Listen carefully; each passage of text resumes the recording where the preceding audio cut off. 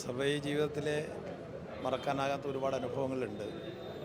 അതിൽ ഏറ്റവും അവിസ്മരണീയമായൊരു സംഭവം നമ്മുടെ തിരുവനന്തപുരത്ത് 2003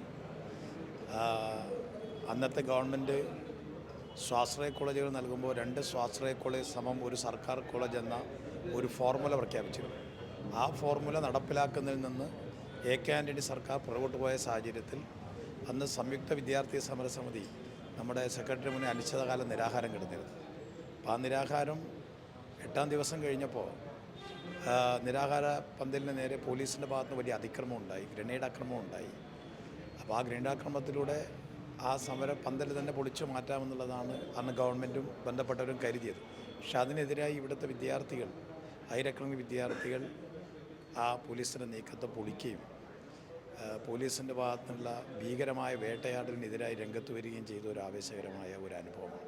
അതോടൊപ്പം തന്നെ 2002 നമ്മുടെ തിരുവനന്തപുരത്ത് സെക്രട്ടറിന് മുന്നിൽ സമരം നിരോധിച്ചിരുന്നു UDF സർക്കാർ. അപ്പോൾ ഞങ്ങളന്ന് SFI ഒരു ഉപവാസ സമരം പ്രഖ്യാപിച്ചു. വൈകിട്ട് 4 മണി മുതൽ പിറ്റേ ദിവസം വൈകിട്ട് 4 മണി വരെയായിരുന്നു. ഉപവാസ സമരം ഒരു കാരണവശാലും അനുവദിക്കില്ല, സമരം വേണമെങ്കിൽ നിങ്ങൾക്ക് പാളയം രക്തസാക്ഷി മണ്ഡപത്തിൽ നടത്താം, ഇവിടെ അനുവദിക്കില്ല എന്ന് പറഞ്ഞു. ഞങ്ങൾ പറഞ്ഞു സമരം എന്തായാലും നടത്തുമെന്ന് പറഞ്ഞു. അപ്പോൾ VS ആണെന്ന് സമരം ഉദ്ഘാടനം ചെയ്തത്.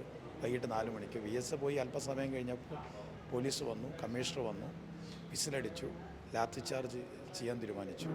ഒരു കാരണവശാലും സമരം അനുവദിക്കില്ല, പിരിഞ്ഞു പോകണം, ലാത്തി ചാർജ് ചെയ്യുമെന്ന് പറഞ്ഞു. ഞങ്ങൾ പറഞ്ഞു ഒരു കാരണവശാലും പിരിഞ്ഞു പോയില്ലെന്ന് പറഞ്ഞു.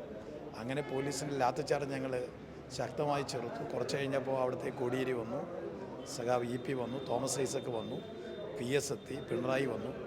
പിന്നീട് VS കൂടി ഞങ്ങളോടൊപ്പം അന്ന് രാത്രി മുതൽ പിറ്റേ ദിവസം വൈകുന്നേരം വരെ ആ സെക്രട്ടറിന് മുന്നിൽ കുത്തിയിരുന്ന സമരത്തിൽ പങ്കാളിയായി. അതോടുകൂടിയിട്ടാണ് സെക്രട്ടറിന് മുന്നിൽ സമരം പാടില്ല എന്ന A.K. ആൻ്റണിയുടെ സർക്കാരിൻ്റെ തീരുമാനം ഇല്ലാതായത്. യഥാർത്ഥത്തിൽ ഇന്ന് UDF അവിടെ സമരം നടത്തുന്നുണ്ട്. അവർ നമ്മളോട് നന്ദി പറയേണ്ടതാണ്.